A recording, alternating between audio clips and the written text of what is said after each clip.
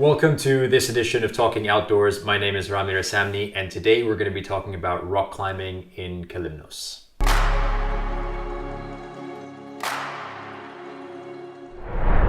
Each day on this itinerary is super unique, but it all follows a similar formula. Every morning, breakfast, of course, have a coffee, that's absolutely necessary on Kalymnos, and then we'll look at conditions, look at the crag list, look at the different areas that we're looking to climb, of course, based on the level of the group as a whole, and then we'll make our decision on where we head out to. Normally we go and we try to do a morning climb in one crag. Typically that means that each of us will get to climb at least 3 to 4 routes. We break for lunch. Sometimes lunch can be at a local taverna. Sometimes lunch is at the crag with a picnic. And then after that, we'll head out to another crag and do some climbing in the afternoon.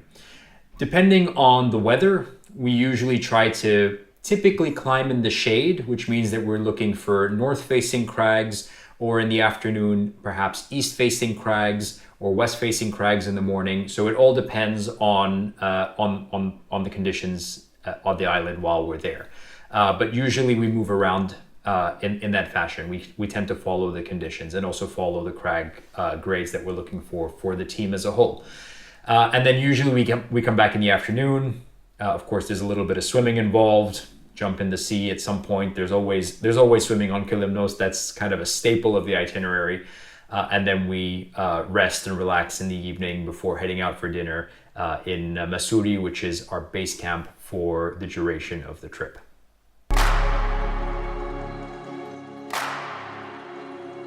There are no previous requirements to take part in this particular adventure.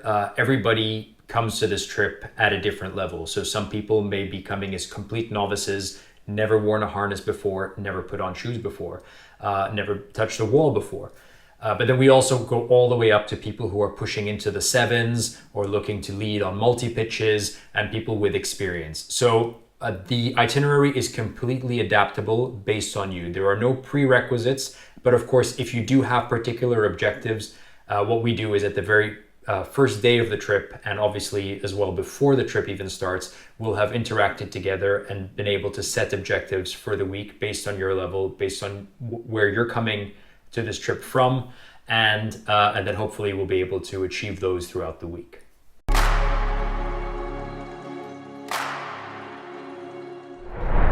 There's absolutely entry-level training for people who are coming to this for the first time. So that includes learning about how to use the shoes, how to wear a harness, how to tie basic knots, how to belay, and this is a really important one because when we rock climb, in order to maximize the amount of time we spend, we're paired up.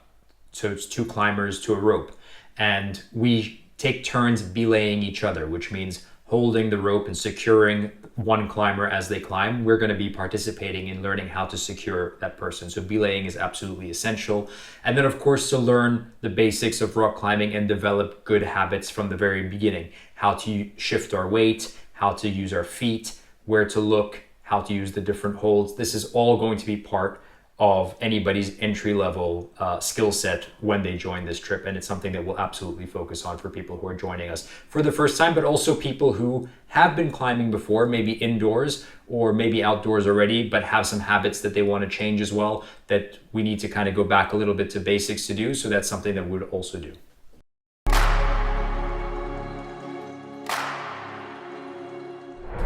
So this itinerary is totally adaptable, and the great part about Kalymnos in general is that all the crags have all the grades. We can start at 4s and go all the way up to 8s if we want, maybe even push higher than that.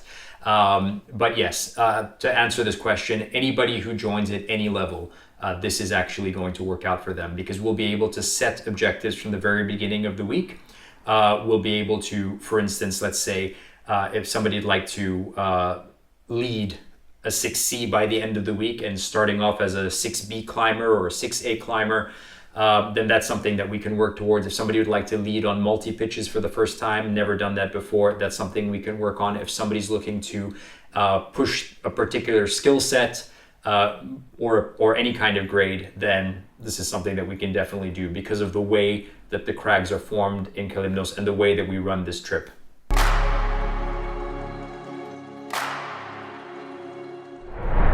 So the question of fitness really comes down to you. The truth is that anybody can try out climbing. And especially if you're at an entry level or you're very comfortable in the grade that you're currently in and not looking to push beyond where you are right now, and that's perfectly fine, then fitness doesn't really matter. But if you are looking to push the grades, get into more challenging territory, then of course, developing your personal fitness ahead of the trip will mean that you get to maximize the time you spend with us and would be able to properly help you get to that grade maybe faster. So fitness in general is always a good thing to think about when coming on this trip, but it's not a prerequisite in the same sense that it would be if you were going to climb an alpine summit or do a big trek, because every day is completely dependent on you. You can climb 6-7 routes in a day, you can climb 3 routes in a day, you can climb 1 route in a day. It's completely up to you. The itinerary is totally flexible, and it comes down to what you want to achieve out of this week. Obviously, the fitter you are, the more you're going to get out of your day-to-day experience. But I also understand that that's not necessarily what everybody wants from a climbing trip. Some of us, and I include myself here, would just want to come and have a good time and enjoy and climb at the level that I'm currently at and just get the wonderful vibes that Kalymnos has to offer.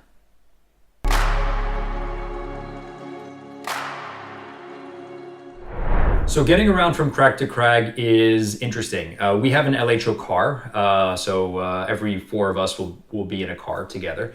But we also have the option of riding Vespas, and that's kind of the classic way of getting around on Kalymnos. So it is possible to have your own Vespa or to share a Vespa with somebody, and that's a super fun way to get around. If you do have experience with driving around on scooters, that's amazing. You'll have a great time.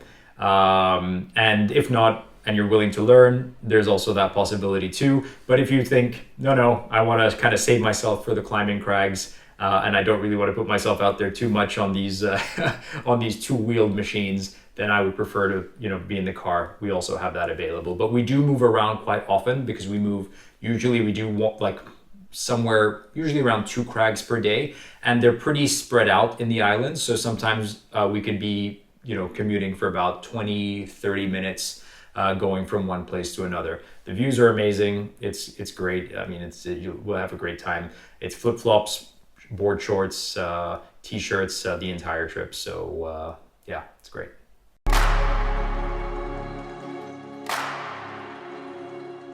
So if you want to skip out on a day or a part of a day, then that's absolutely up to you. And that's the great part about this itinerary, is that it's super flexible. If you don't want to do, for instance, a multi-pitch, or you don't want to do deep water soloing, or you don't want to climb in a particular crag, or you don't want to climb in the afternoon or in the morning, that's perfectly fine. We'll always be able to adapt, basically, and you'll be able to meet us, or we'll be able to pick you up as we transit between the different places as well. So it's completely flexible. You can skip a day, part of a day, a couple of hours, go down to the beach and swim while we're climbing. It's completely flexible. It's, go to the market, go to the port town. It's your holiday, and you can really do whatever you like on this itinerary. And I think that's part of the charm and part of the island life on Kalymnos.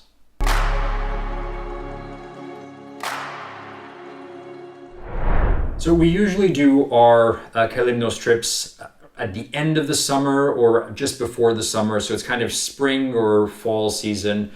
And during that time, it can get pretty warm during the day. So it could reach 26, even 28 around midday. That's degrees Celsius. But then at night, it can kind of dip down into the high teens, I would say. Maybe even mid-teens sometimes if it's like towards the end of October, for instance. But that's usually at night. During the day, though, it's t-shirts and shorts the entire time. Maybe if you're driving a scooter, then you do want to wear a jacket, or early in the morning when we're having coffee, preparing our day, a light down jacket might be efficient, or a fleece. But outside of that, it's pretty warm. The water temperature is usually a little bit cooler, especially in the springtime. But in the fall season, it's quite manageable. It's really pleasant, and it really is a great way to cool down after climbing.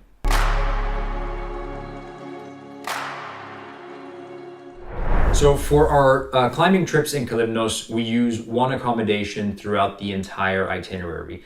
And here we do like to kind of be comfortable. We go for a very good standard hotel that has a swimming pool, a beautiful deck, access to the beach. And we go for comfort here, because we understand that after a long day of climbing, after a long day of being out there, we do want to go back and rest and relax and recover, because we don't have that many days. I mean, a week might feel like a long time, but time does pass, and we want to maximize our time on the wall.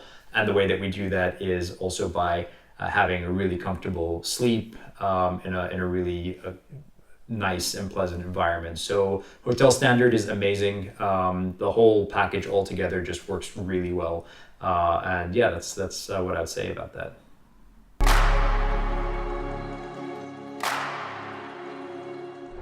Single accommodation is absolutely possible for every night throughout the itinerary, because we're staying in the same hotel. So all you have to do is reach out to us, or when you're checking out on the website, or you can even update your booking after you've booked to grab a single room. If it's available, sometimes, especially in the high season, it might not always be available. But if you're booking early, it's a pretty sure thing that you're going to find a single room with us.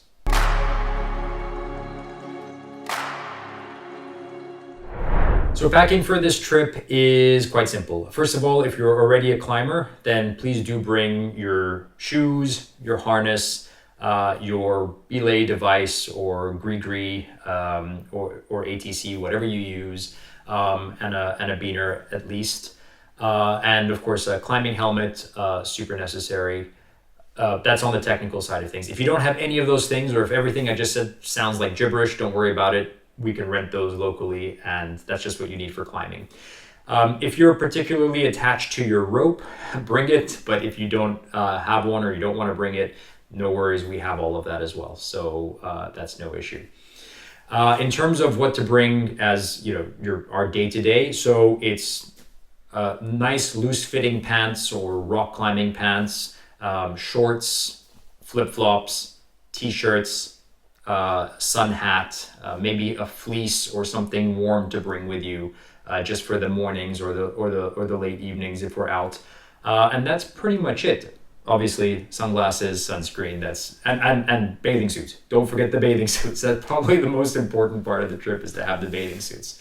You'll have access throughout the entire itinerary to your hotel room, so there's no need to pack a duffel bag or anything like that. You can just bring your regular luggage, and that stays in the hotel. And then as we go out on a daily basis, just have a small light backpack to carry an extra pair of shorts or a bathing suit if you don't want to wear it underneath your clothes, and just something to put your jacket in once we get off the scooters, or if it's early in the morning when we leave, it might be a bit cooler, and then you can take it off as the day progresses. But that's pretty much it. It's very simple on this trip, not too much by way of technical gear and duffel bags and backpacks, and it's much more kind of holiday vibes.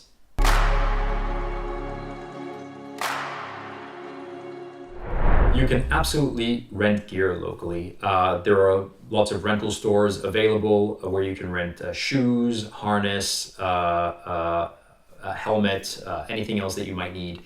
But if you're already a climber and you already have your gear, we highly recommend that you bring those with you, because you'll be more comfortable pushing yourself and pushing your grade if you're climbing with your own things. But if this is the first time, or you're still in the kind of beginning stages of your rock climbing experiences, then renting is no issue, and that's something that's definitely available to you.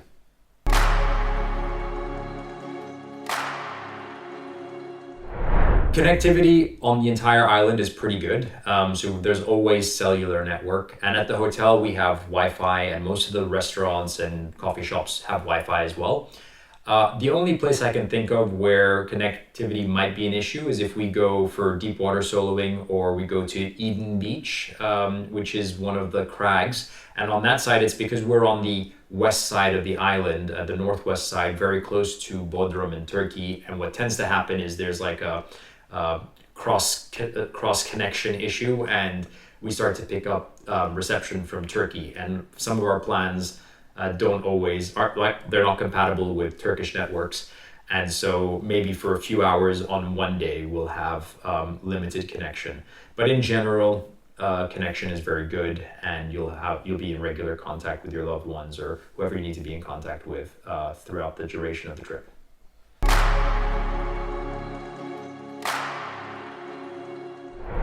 Rock climbing on Kalymnos has been a dream of mine for my entire life, and I've been putting it off for a really long time. When we finally decided that we were going to put this together for LHO, I was super excited, and I thought this is going to be amazing. But nothing prepared me for just how amazing it is. It's an adventure holiday, but emphasis on the holiday. It really does feel like that. From the scooters getting around to being in flip-flops all day, board shorts, t-shirts, it's such a chill environment. But then also contrast that with the amazing climbing that's available and just how accessible the climbing is. We rarely have to trek for more than 15, 20 minutes to access some of the most incredible crags on the planet, with views that are just spectacular. Like imagine you're climbing on the wall and you have the sea right below you. It's turquoise, it's Greek island vibes, it's amazing. And then you've got the tavernas, the amazing food, some of the inaccessible places that we go to by jumping on these small boats and having them drop us off at crags or deep water soloing or doing these multi-pitches on Telendos. Like we really do hit all the highlights of Kalymnos. And I think that's really where it gets really exciting. It's because you're not just coming to Kalymnos, you're not just coming for rock climbing, but you're coming for the whole experience. And that means incredible accommodation, amazing food, lots of fun, beaches, of course, the best of what's possible in terms of climbing at your level over there. And then we have like the most amazing guides who are just passionate, they just love what they do, and they want you to love it too. So it's the full package. If you were thinking, I want to try rock climbing at a destination, maybe this is the first time you think of doing it, then if you choose Kalymnos, you'll be spoiled for everything else because it really is on another level.